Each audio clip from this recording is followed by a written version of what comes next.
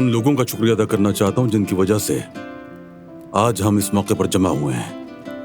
फरात और गुल का बहुत शुक्रिया। सबको पता है हमने बहुत कठिन दिन गुजारे हैं, बड़े तूफान और आजमाइशें देखी हैं, लेकिन अल्लाह का शुक्र है कि सब मुसीबतें पीछे रह गईं और हम आगे निकल गए, बल्कि पहले से भी ज्यादा मजबूत हो चुके हैं।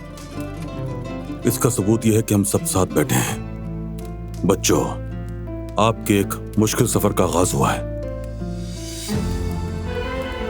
मियां बीवी एक दूसरे की इज्जत और एहतराम के पासदार हुआ करते हैं, याद रखना। यही रवैया रिश्ते को मजबूत बनाया करता है। शादी के मुकद्दस रिश्ते से मुंसलिक होने के बाद कुर्बानियां देनी पड़ती हैं। छोटी छोटी बातों पर नाराजगी नहीं मोल लिया करते बच्चों।